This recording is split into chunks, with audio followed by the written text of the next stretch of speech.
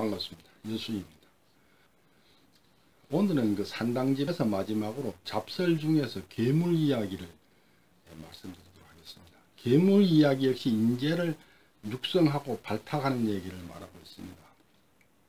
특히 그 과거 준비를 한다고 생업을 포기하고 공부에만 매달리는 선비들의 고충을 원래 자기도 그렇게 해서 과거에 급제해서 벼슬을 하고 있는 선배들이 그 후배들의 고충을 생각해서 도와주고 이끌어줘야 된다 하는 내용으로 그 우화를 만든 것입니다. 그러니까 과거를 보려면 10년 공부를 해야 되는데 생업을 포기하고 공부에만 매달려야 되는데 그런 그 선비의 고충, 그리고 그런 고충을 겪어서 과거에 급제해서 지금 벼슬을 하고 있는 선배들, 그 선배가 지금 그 고생하는 후배들을 이끌어줘야 된다, 이런 내용으로 되어 있습니다. 괴물 이야기의 내용을 요약하면 이렇습니다. 큰 산 골짜기에 엄청 못생긴 괴물이 하나 살고 있는데, 이게 못생겼다고 까치 다람쥐 같이 그 하찮은 미물들이 괴물을 조롱을 하는 거예요. 그래서 괴물이 자기가 왜 이리 못생겼는가 하고 괴로워하다가 하늘이 나를 만들어낼 때는 어딘가 쓸모가 있어서 이렇게 태어났을 것이다, 이렇게 이제 바꿔서 생각을 하게 됐어요. 그래서 괴물이 작은 웅덩이에 들어가서 이제 내가 성취할 날만을 기다리면서 이제 고생을 하고 있는데, 날이 가물어갖고 웅덩이가 말라갑니다.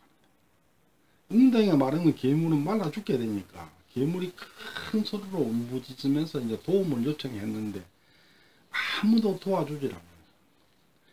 봉황은 그 괴물이 울부짖는 소리가 시끄럽다고 안 도와주고, 기린은 괴물이 못생겼다고 안 도와주고.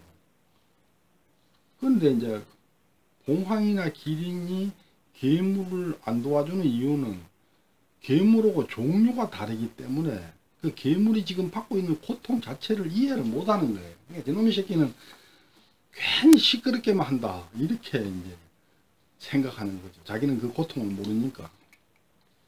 근데 그 괴물이 울부짖는 소리가 천국에 있는 연못에 살고 있는 용한테까지 들렸어요. 용이 딱 듣고 보니까 아, 저 괴물이 지금 가물어서 물이 없어도 고통을 받는구나, 이렇게 생각하고 이제 비를 한쪽에 내려줘서 괴물을 이제 구해줬어요.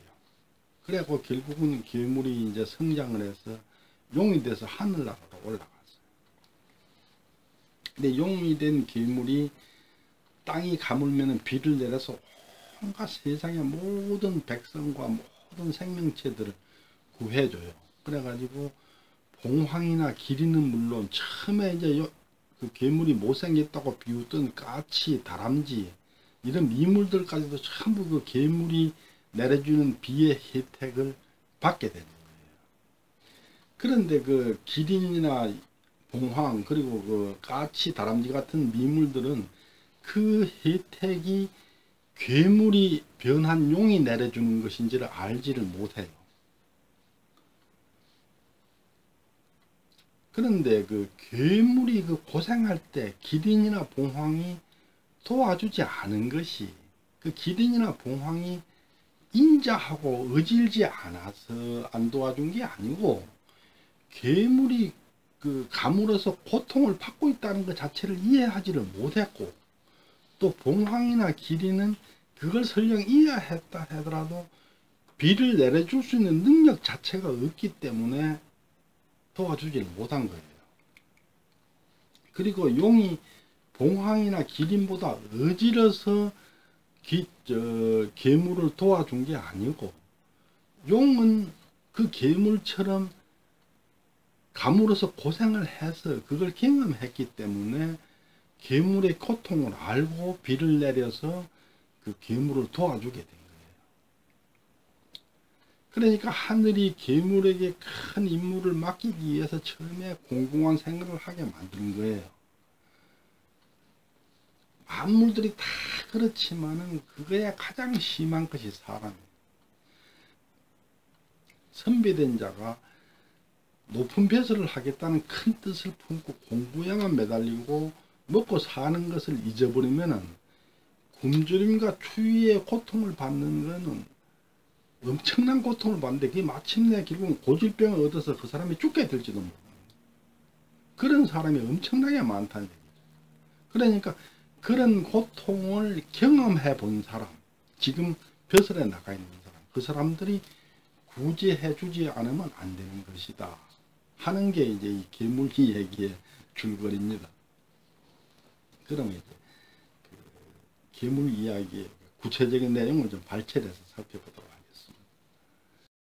산당집에 수록되어 있는 잡설 중 괴물 이야기에 적혀 있기를 하늘은 이 세상에 수없이 많은 온갖 물건을 다 만들어내었는데 왜 하필이면 나만 요 모양 요 꼴로 만들어서 남들의 비웃음이나 받으면서 살아가도록 했을까?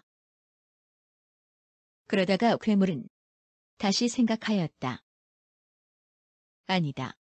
하늘이 만물을 만들어낼 때에 본래부터 누구는 넉넉하게 베풀어서 만들고 누구는 야박하게 차별하여 만들게 했겠는가.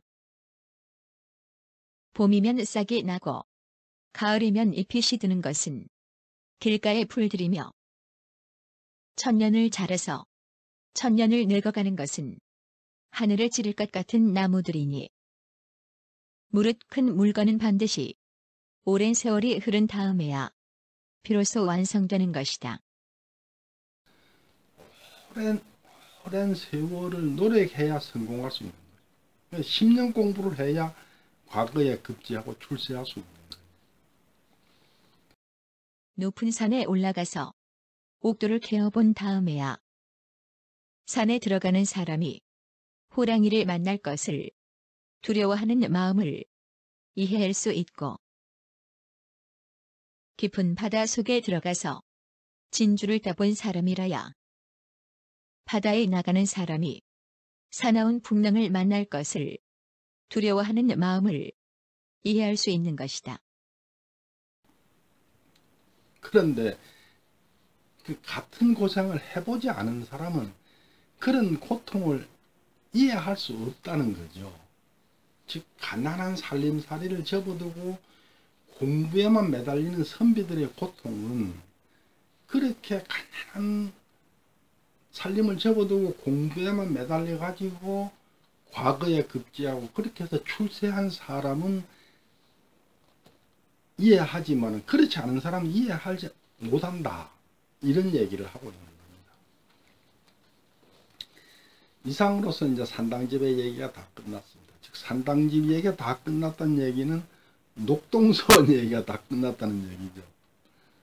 다음번에는 그 승방서원 가지고 찾아뵙겠습니다. 승방서원은 김제에 있는 동래정시 서원인데 그 동래정시의 그 사위 대호군 공파 3세 문강공 최철, 그분이 거기 배양이 되어 있습니다. 승방서원을 가지고 찾아뵙겠습니다. 경청해 주셔서 감사합니다.